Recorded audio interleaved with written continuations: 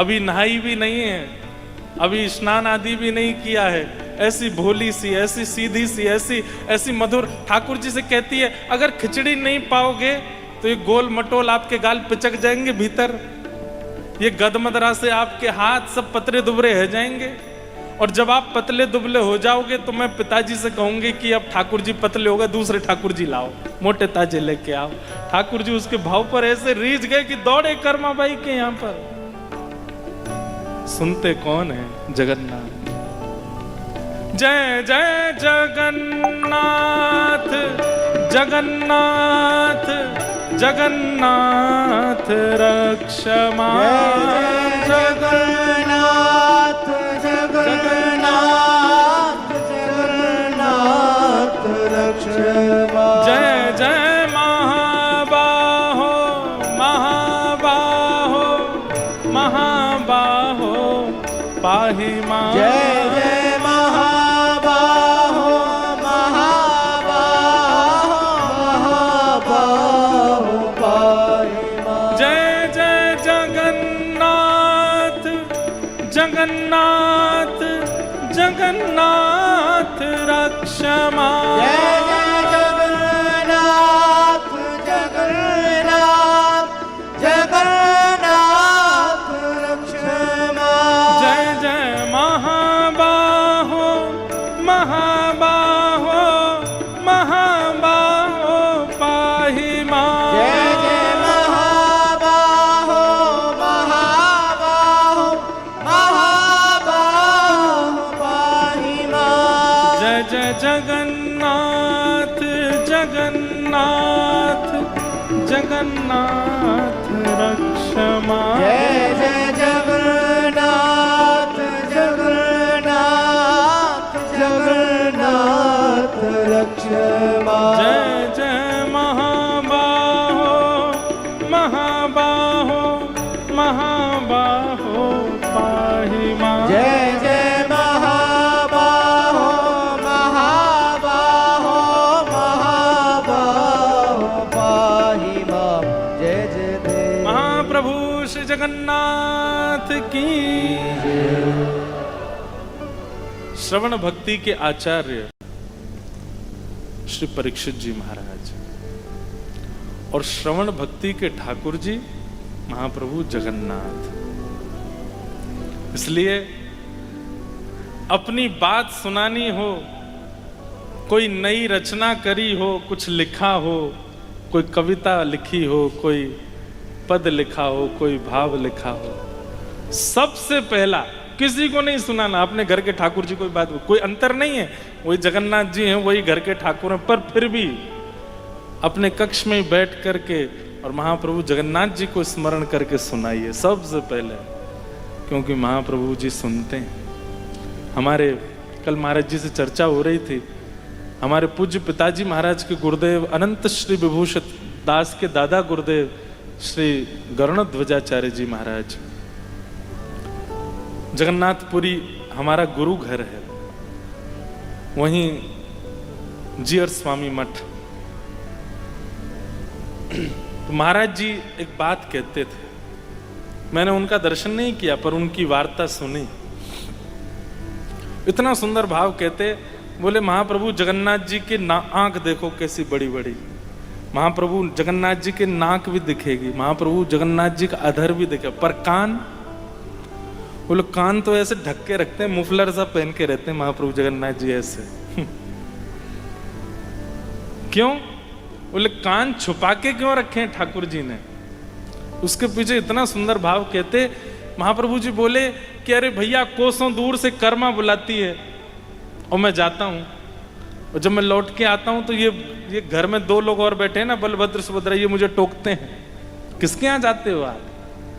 अरे वो तो ऐसी है, वो तो ऐसा है, वो तो ऐसा प्रसाद बनाता है, वो तो ऐसे रहता है। अरे आप उससे मिलने गए थे? ये उसके पुराने सारे कुकर्म ढूंढ ढूंढ के मुझे बताते हैं।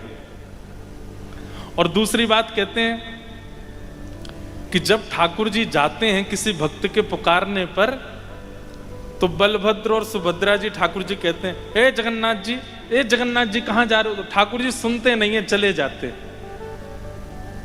बलराम जी कहते हैं आन दया है, बताऊंगा आज। जब ठाकुर जी भक्त पर कृपा करके लौट के आते हैं, बलराम जी कहते हैं अरे लाला तो इतनी बार कहीं सुने ना है बातन ने, तो कितनी कहीं रुक जा माने ना है। तो महाप्रभु जगन्नाथ जी कहते हैं मेरे कान तो ढके हुए, मैं कहाँ से सुनूं, मुझे सुना ही नहीं दिया। मैं अपने कान तो ढक के रखता हूँ, बिल्कुल बंद करके रखता हूँ। आपको समझ जाना चाहिए, जिसके कान ही ढके हुए उसको सुनाई कैसे देगा। आजकल बच्चे वो लगा घूमते हैं ना, हेडफोन लगा के घूमते हैं। उनकी मम्मी बुलावे, पापा बुलावे, भैया बुलावे, बहन बुलावे, कोई बुलावे, सुनते ही नहीं है। कान में हेडफोन लगा रहता है, उसमें दुनिया भर के संगीत चलते रहते हैं। ऐसे ही ठाकुर जी महाप्रभु जगन्नाथ जी भी हेडफोन लगा के रखते हैं। किस लिए? कि कहीं मैं किसी भक्त पर कृपा करने जाऊं तो पहले तो मुझे कोई टोके ना, मुझे कोई रास्ते में बतावे ना कहाँ जा रहे हैं। बोल अच्छा उस पर कृपा करने, वो तो ऐसा है, वो तो ऐसा है, वो तो ऐसा है। ठाकुर जी कहते हैं मैं सुन ही नहीं रहा हूं, मैंने कान बंद कर रखे हैं अपने। भक्त ने पुकारा, उसकी बात मुझे सुनाई दे गई, उस बीच में मुझे कोई रोके टोके, उसके लिए ठाकुर जी कान बंद रखते हैं। और फिर लौट कर के आऊं तो कहीं बलभद्र सुभद्रा यूं नहीं कहें कि हमने रोका था तुम सुने क्यों नहीं। तो ठाकुर जी उनको भी कहते हैं मैं तो कान बंद कर रखे हैं, कहाँ सुनाई देता है। सुभद्रा जी कहते हैं लाला हम तो रोके वो सुनाई ना देवे, रास्ता में तो कोई इतने सबरे टोके हैं वो तो कुछ, लेकिन कोई कोसन दूर से बुलावे वो तो कैसे सुनाई दे जाए। ठाकुर जी कहते हैं भक्ति भक्त भगवंत गुरु चतुर नाम वपु एक। भैया सुननी तो उसकी जाती है जो हमसे विलग हो, पर भक्त तो मेरे ही है। मैं भक्तन को प्राण, मैं भक्तन को दास, भगत मेरे मुकुट मणि। भक्त जब पुकारते हैं तो वो तो मेरे भीतर ही निवास करते हैं, उनकी वाणी मुझे सुनाई दे जाती है और मैं जाता हूं सुनने। श्रवण भक्ति के कितने प्रमाण महाप्रभु जगन्नाथ जी के आपको प्राप्त होंगे। गुंडीचा क्यों जाते हैं रथ पर बैठ करके? अपनी मैया के पुकारने पर जाते, मैया बुला रही है हमारी, इसलिए ठाकुर जी बिल्कुल ऐसे गदमदरा से और ऐसे उछल उछल के कूद के आते हैं ठाकुर। मतलब भक्त ये प्रमाणित कर देते हैं ठाकुर जी कि तुम बुलाओ, जैसे गुंडीचा जा रहा हूं तुम्हारे घर भी आऊंगा, और ऐसे कूद कूद के आऊंगा ऊपर से। और कोई ठाकुर निकल के नहीं जाते अपने मंदिर, सब भीतर बैठे रहते हैं, बढ़िया एक ही स्थान पे बैठे हैं, वहीं श्रृंगार कराते हैं, वहीं स्नान करते हैं, वहीं प्रसाद पाते हैं। तुम्हारी गरज पड़े तुम आके मिल लो, स्नान करते हैं वहीं प्रसाद पाते हैं, तुम्हारी गरज पड़े तुम आके मिल लो हमसे। पर महाप्रभु जगन्नाथ जी तो अपनी स्थिति आपको बता रहे हैं कि भाई तुम पुकारो, हमारे पास तो रथ भी है, खींचने वाले भी हैं, हम उतर के आ भी सकते हैं, पर पुकारने वाला चाहिए। तो मतलब सुनने की स्थिति ठाकुरों में यदि कहीं है तो महाप्रभु श्री जगन्नाथ जी। तो श्री जगन्नाथ जी कौन है? श्रवण भक्ति के ठाकुर है। गीत गोविंद इतना प्रिय है ठाकुर जी को। कोई नित्य अपने घर पर केवल आसन पधरा दे और आसन पधरा करके शुद्ध आसन में ये भावना रख ले कि श्री ठाकुर जी बैठे हैं, और तब गीत गोविंद का पाठ करे, कुछ दिन बाद उसको अनुभव होने लगेगा कि ठाकुर जी साक्षात आते हैं, आगे विराजमान होते हैं, पूरी गीत गोविंद का श्रवण करते हैं। ऐसे श्रवण भक्ति के हमारे ठाकुर कौन? श्री जगन्नाथ।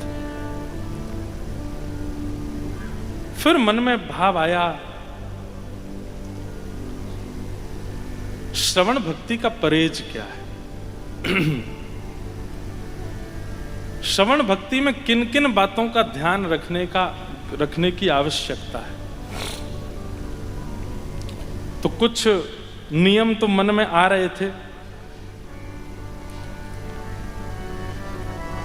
पर एक बहुत सुंदर भाव आया,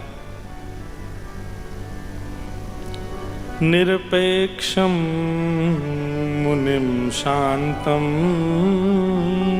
श्रवण भक्ति के परहेज सुनिए। निरपेक्षम मुनिम शांतम निर्वैरम समदर्शनम अनुव्रजाम्यहम्।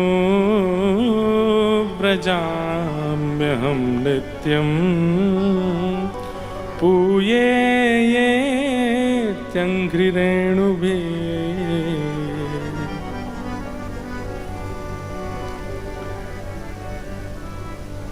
श्रवण केवल सुनने से काम नहीं चलेगा, उसके साथ में परहेज भी करना है।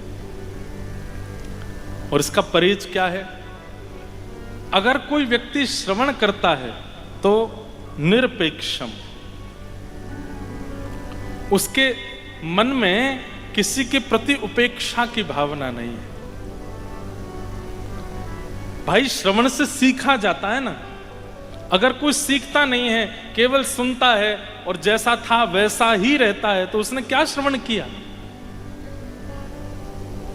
कथा उसे मानिए कि आप यहां 9 बजे आए और जब 1 बजे यहां से जाएं तो 9 बजे जो आया था वो 1 बजे लौट करके नहीं गया, 1 बजे कोई और गया लौट करके।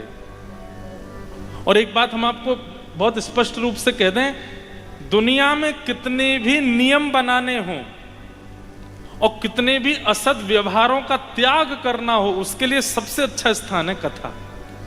कथा में बैठे बैठे, कथा सुनते सुनते अपने विकारों का त्याग करो और नियम का धारण करो। यहीं बैठ करके नियम धारण कर लीजिए कि मुझे ऐसा आगे से करना है। कथा में अगर नियम सोचा होगा तो नियम होगा, और कथा में यदि किसी कुभाव का त्याग किया होगा तो वो छूट ही जाएगा। बाकी आप कितना भी प्रयास कितनी जगह कर लीजिए, अनुभव से बोल रहा हूं मैं, यहां बैठकर के किया गया त्याग हो जाता है और यहां बैठकर के धारण किया गया नियम भी हो जाता है।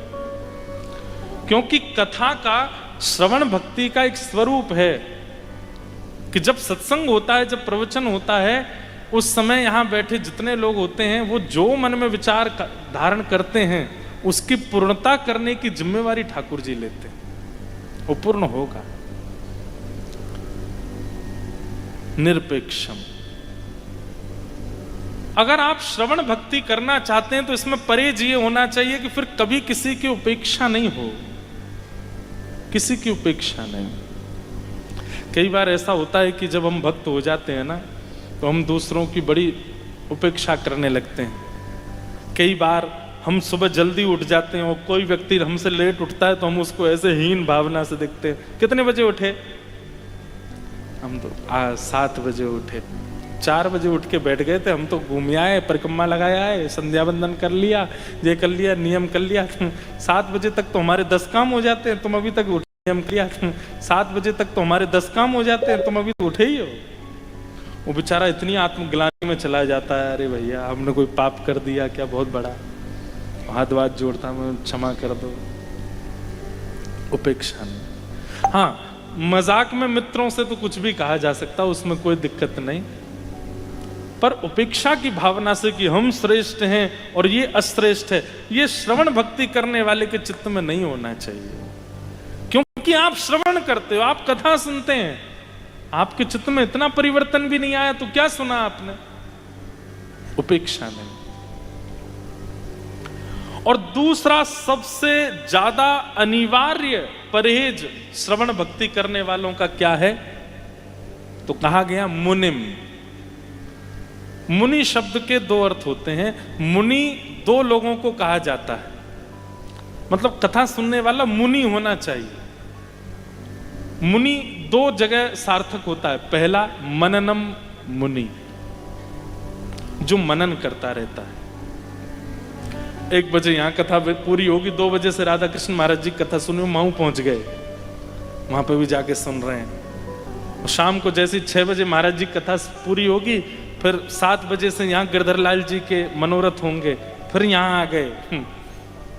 आप कहोगे हाँ महाराज जी घर वाले निकाल के फेंक दें घर से हमको बाहर, सुबह कथा सुनते हो, दोपहर में कथा सुनते हो, रात में फिर जाके उत्सव करते हो, यहाँ क्यों आते हो? रामद्वारा में ही रह लो, वहां पर जाके महाराज जी से कहो यहीं धर लो हमको।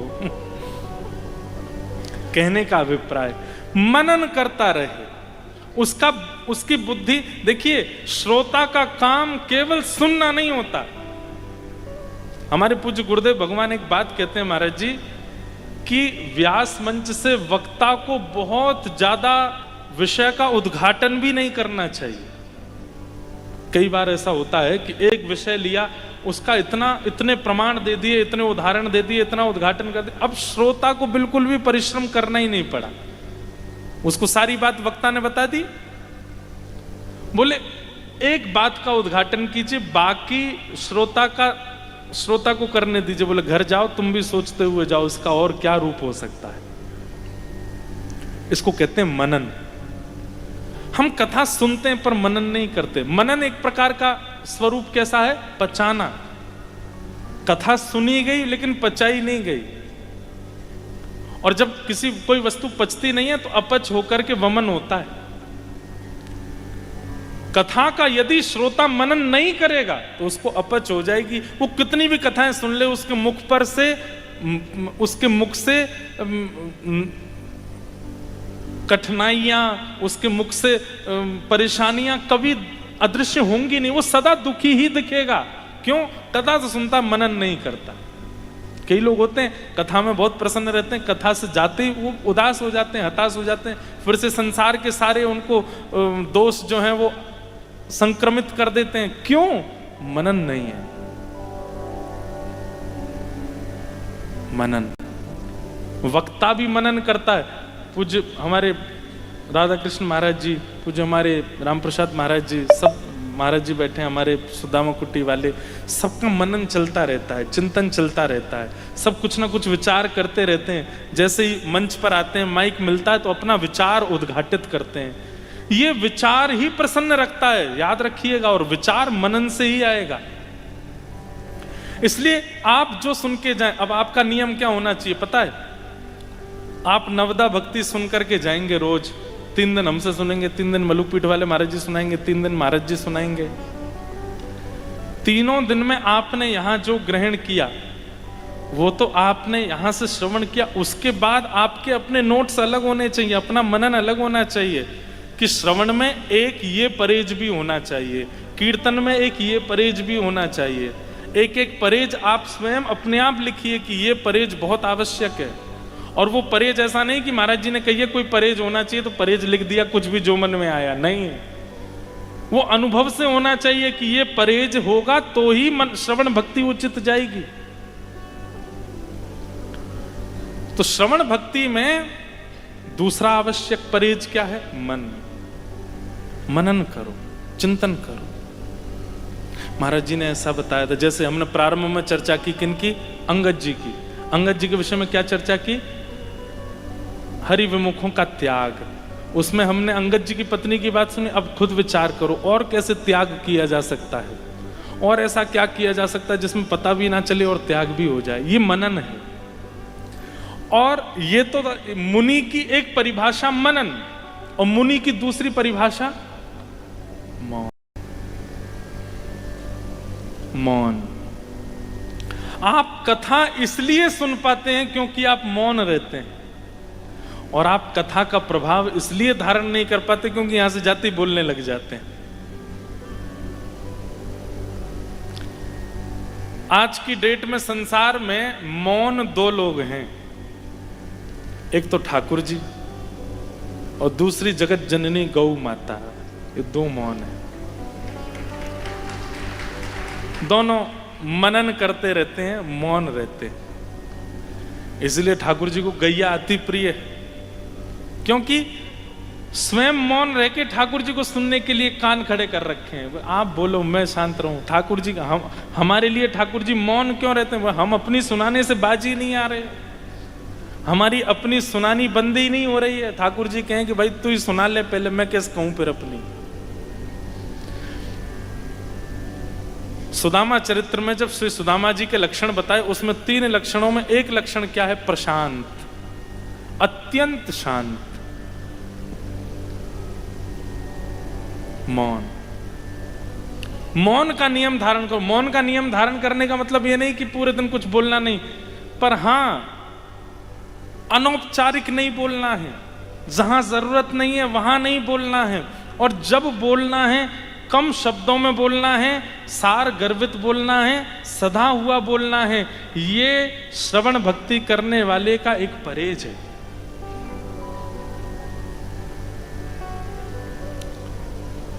ध्यान से सुनो, इधर देखो सब लोग।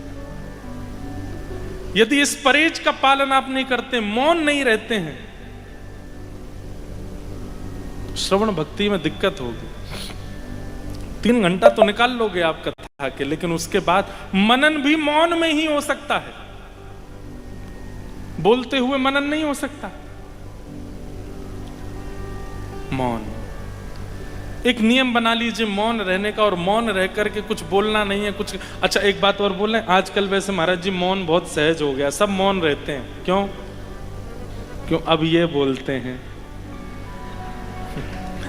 हमारे हिसाब से अब यहां से मौन नहीं, इससे मौन हो जाओ, क्योंकि ये वाला मौन अब टूट चुका है। कई लोग नासिक में दत्त धाम में कथा थी, तो महाराज जी की आज्ञा से हम गए वहां, तो वहां मौन का नियम होता है, पूरे दिन मौन रहो। तो मौन तो रहते थे, लेकिन दीदी को, भैया को, मम्मी को और जो मित्र थे उनको सबको खूब लिख लिख के भेजते। एक दिन मन में आया कि ये काय बात का मौन, अपनी सारी बात तो हमने भेज दी, वृंदावन तक सुना दी, लिख लिख के बोल दी सबको, ये मौन कैसा? एक हमारे वृंदावन में एक महाराज जी हैं, महाराज जी नहीं है तो सदगृहस्थ, वो महाराज जी चातुर्मास में मौन रहते हैं, सूर्यास्त के बाद भी मौन रहते हैं, और भी उनके 2-3 नियम है, सब बता दिया तो उनको पता चल जाएगा मेरी बात कर रहा है, सब नहीं बताऊंगा। मौन रहते हैं चातुर्मास में, लेकिन महाराज जी उनके सामने अगर कोई उनके अनुकूल प्रतिकूल कोई काम कर दे तो उसको कहते हैं ऊपर एक पर्चा लेंगे, उस पर गाली लिख के उसको देते हैं। ये मौन काय बात का? आपने बोला नहीं, लेकिन आपके मन में जो स्वर आया था वो आपने लिख के बता दिया किसी को। किसी को आदेश देना है, किसी को प्रत्युत्तर देना है, किसी को कोई नियम समझाना, किसी को कुछ सद्भाव बताना, उसके लिए बात ठीक है। पर आपने कहा कि महाराज जी कह रहे हैं मौन रहो, लेकिन व्हाट्सएप तो चालू है, वहीं चलते रहें। बगल में बैठा है व्यक्ति, उसी को कह रहे हैं मेरा मौन है, मैंने कथा में नियम लिया है, श्रवण भक्ति में मौन रहना चाहिए, ए सुन तू चाय बना ला मेरे लिए। बोल नहीं रहे लेकिन मैसेज कर रहे हैं। मौन मतलब मौन। मौन का सीधा उत्तर है कि संसारी व्यवहारी चर्चाओं से थोड़ी देर के लिए अवकाश देकर के केवल भगवत चर्चा, भगवत स्मृति, वो है मौन। हम तो एकादशी के लिए भी कहते हैं कि एकादशी में लोगों ने अन्न का त्याग किया, नियम भी शास्त्रों में यही बताया गया। परंतु अन्न का त्याग करना बड़ी बात नहीं रह गई है। आजकल के बच्चे सो के 11 बजे उठते हैं, स्नान ध्यान करके 1 बजे नीचे उतर के आते हैं, 3 बजे भोज, आधे दिन का तो वैसे ही व्रत हो गया उनका, आधा दिन का तो वैसे ही उनका अवकाश हो गया, कोई बड़ी बात नहीं है। इसका परहेज करके दिखाओ, एकादशी मानी जाए आपकी, एक एकादशी पे मानी जाए आपकी, एक एकादशी पे ये नहीं चला मैं। अभी श्रावण आने वाला है, श्रावण के सोमवार पर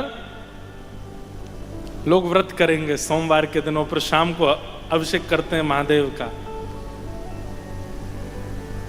श्रावण के सारे सोमवारों तक इंटरनेट का अगर त्याग कर दिया जाए तो हो सकता महादेव अंतिम दिन प्रकट हो जाए। वाह भैया, तेने क्या किया? ये तेरे जैसा त्यागी कोई नहीं इस संसार में। तूने व्हाट्सएप नहीं खोला, इंस्टाग्राम तूने स्क्रॉल नहीं किया, तेरे अंगूठे जीवित कैसे हैं अभी तक?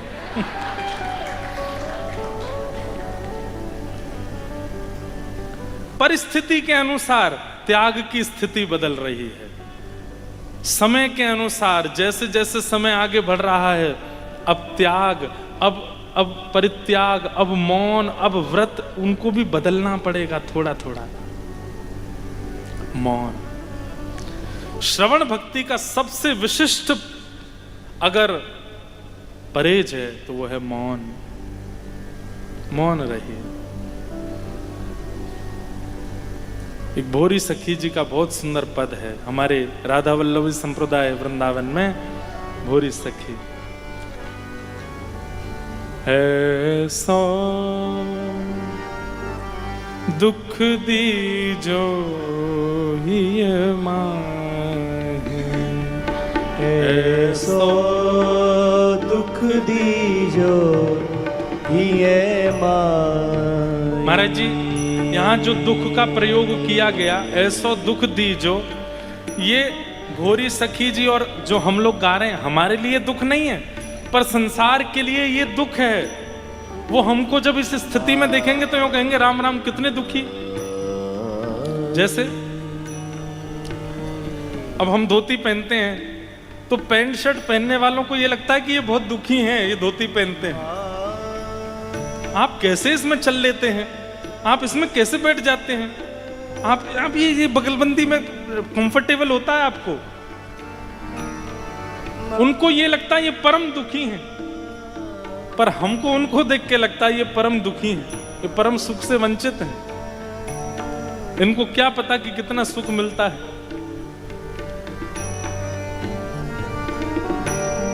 तो यहां जो दुख का शब्द प्रयोग किया गया, ये गाने वालों के लिए दुख नहीं है, और संसार के लोग जब आपको इन स्थितियों में देखेंगे तो आपको दुखी समझेंगे। इसलिए भोरी सखी कह रही हैं किशोरी जी से, ऐसा दुख दीजो हिय माहे। ऐसो दुख दीजो हिय माहे। ऐसो दुख दीजो हिय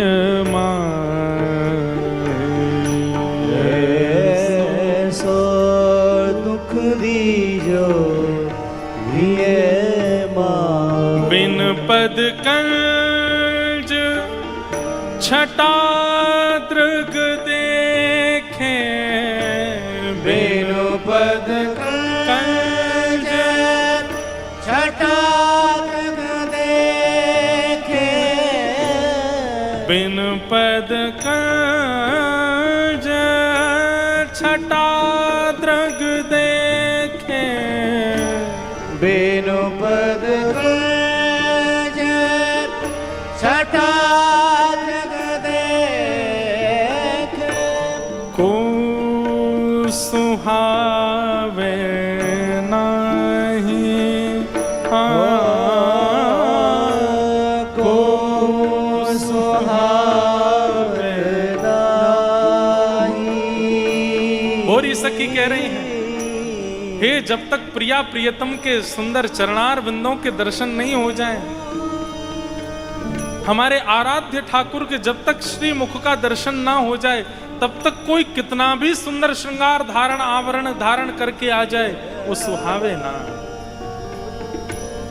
जब तक आपको ना देखें श्याम सुंदर, तब तक चाहे दुनिया की कितनी विशिष्ट वस्तु सामने आ जाए, उसके प्रति सुंदरता की भावना प्रकट ना हो, ऐसा दुख हमको दीजिए ना।